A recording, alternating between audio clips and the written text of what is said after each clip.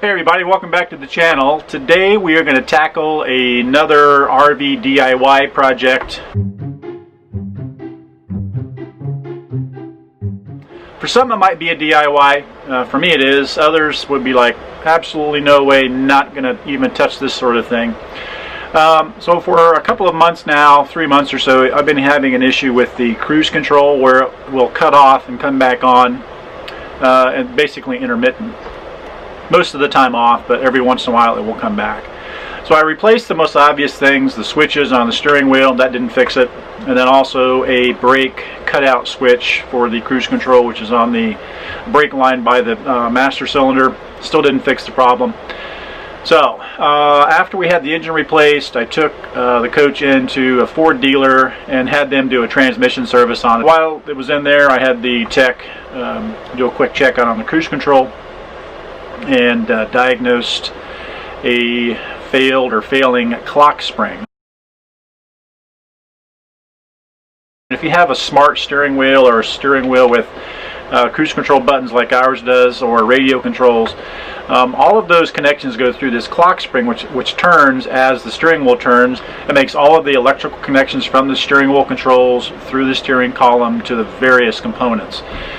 And if that starts to fail, then you start seeing things go wrong. Generally, you're going to see, radio controls drop out, cruise control, even the horn sometimes will drop out. In our case, the horn seems to work just fine. We're going to have a little fun today replacing this clock spring. And what I've decided to do, instead of using the handheld camera and trying to change positions and get shots, I'm going to use my GoPro and my chest rig to kind of give you that first-person view as I disassemble this and change out the clock spring. I use an online repair and maintenance manual. All you old mechanics out there know what it is when I say Chilton repair manuals. I've used them many years.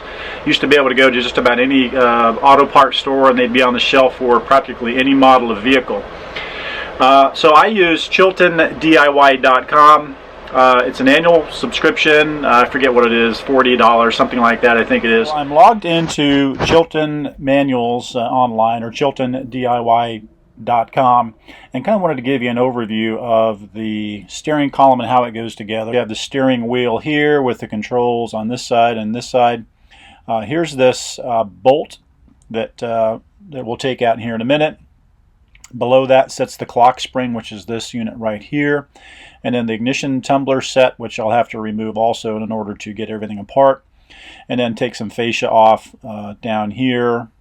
And I might have to take this off, I'm not quite sure yet. But this is the where the clock spring sets, right on this surface right here. So I've made my way to the removal and installation section for the clock spring. Here we're showing the 2007 F53 motorhome chassis workshop manual. Not very many steps needed. In fact, pretty simple. Basically 8 steps, which includes removal and installation steps.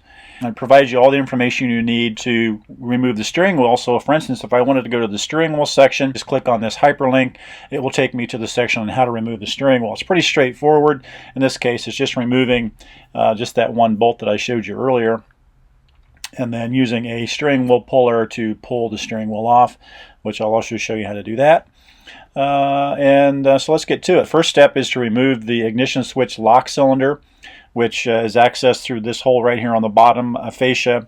And it's pretty simple. You just take any kind of 1/8-inch drift or long screwdriver, turn the key to the run position, and it should pop right out. So let's see how that goes.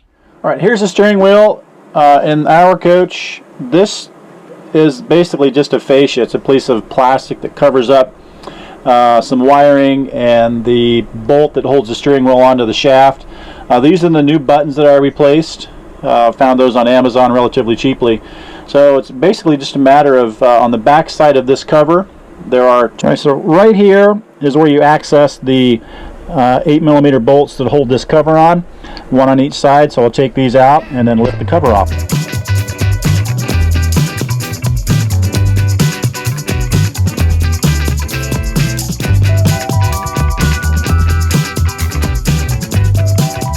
So with those 2 screws off, this cover just lifts out of the way. And that is the horn. So there's a connector right here that will need to come off. So that's the horn connector, and then this can just get set aside. Alright, so now we're in the steering, inside the steering wheel. You can see the buttons here. This is the wiring harness for the cruise control buttons. Then you have a large bolt right here, which is all that holds the steering wheel on. This will need to come off, and then I'll get a steering wheel puller to connect to here to just lift the steering wheel off. A couple other things I need to do before that though, and that is again to pull the ignition switch off and take all this fascia off to access the connectors and things that are inside the steering column. Alright, here we are looking at the bottom of the steering wheel, and as always it may be easier to remove some things out of sequence. In my case, when you try to take this tumbler set out here, there's a little hole you have to kind of wiggle around and find. It can be a little troublesome, so I decided just to go ahead and take this bottom piece of trim work off here. It's just held on by 3 screws, no big deal.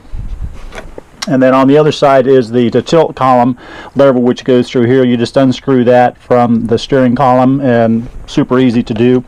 But once you do that, let me see if I can get the camera over here. There's a little hole right there. You can see that, and that's where you put your drift in, or in my case I'm just using an Allen key. You also have to remember to turn your power off, or else when you take this tumbler out, you're going to have the key in the run position.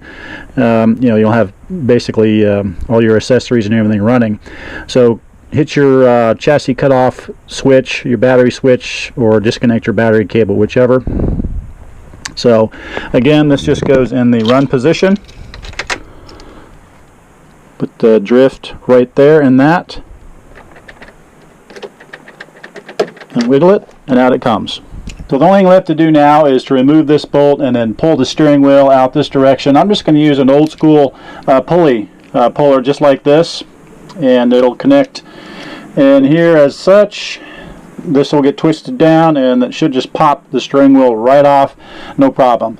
This bolt here is a T50 Torx bolt, so you'll need to have one of those, and it's not on there very tight. It only has 28 foot-pounds of torque or so holding this on, so just break it free just like that. Pretty simple. Twist that out.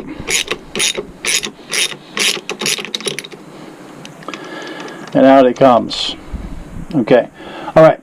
And it does have a little bit of a red Loctite on there, as you can see, so I'll put some red Loctite back on that when I install it. Now, very, very important here. Do not remove this steering wheel until you've made a reference mark on the steering wheel here, and also on the face or the top part of this shaft.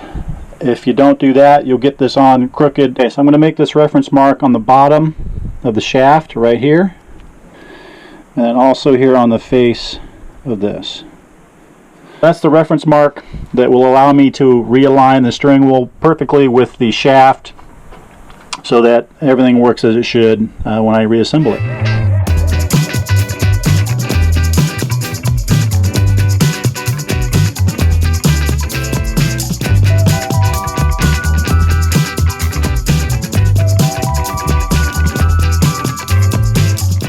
Okay, as luck would have it, the old GoPro died, so I'm resorting to my backup handheld camera here. And steering wheel is off. You can see the old clock spring. This is the connector for the cruise control. And this is a little switch right here that's very, very important. Let me get a focus on this here. So this switch will need to come off, and the new one has a little black plastic guard over it, over the little switch right there. You can see that. That's for the ignition, and then the cable runs underneath over to this connector here, which is just simply disconnected. It's like that. Okay, and then there are 3 tabs. You also want to note that on the old clock spring and the new clock spring there are arrows and directions that say bottom, and this is top. It's very important that the orientation is correct when you put it back in. The only thing that holds this clock spring onto the steering column now are 3 tabs, one here, and one on the bottom. You just simply push those back and release the clock spring, and the whole unit comes off, and there it is. Just that simple. So here's the replacement clock spring. You'll notice something a little different about this, and that is this yellow tab. one thing you don't want to do before you install this onto the steering column shaft here is remove this. This is the alignment tab. If you take that off, your chances of this twisting around are very, very high. So the process for installing this is very simple. It just goes on the shaft, make sure it's aligned properly, top arrow, bottom, slide it on in the same orientation as the other came off. I can tell this is in the same orientation. So you just slide it onto the top of the shaft, press it down, and those tabs will lock into place. There we go, and it's locked into place now. And so that's really it as far as putting it on the steering column.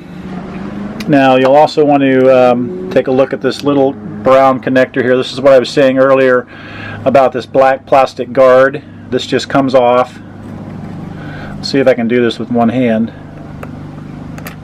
Okay, there it is. That's a little plastic piece that must come off, or this switch will not fit properly on the steering column.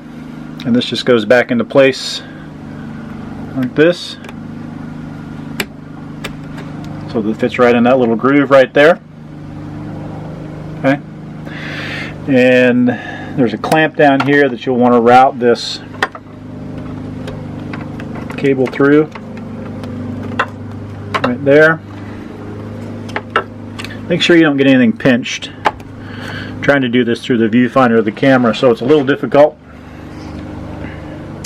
So it gets routed through this cable clamp here, down the steering column here, over to this connector here, plugged in, and then secured back in place right there.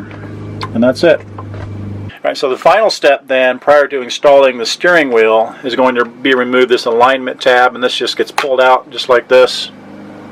And that way, when the steering wheel gets reinstalled, this clock spring is then free to turn its full radius. And of course, we'll reconnect the cable for the cruise control buttons.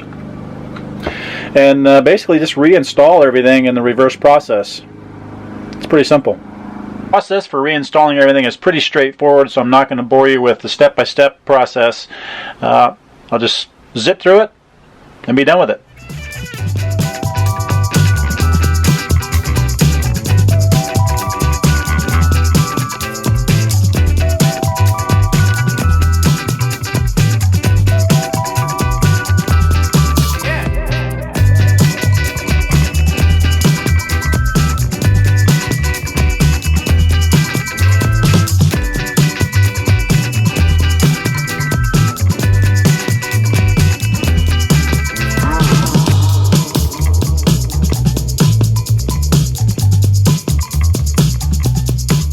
That wraps it up for the removal and installation of the clock spring on an F53 chassis. Pretty simple process. You know, I think if it had an airbag, it would add a small layer of complexity, but not too bad.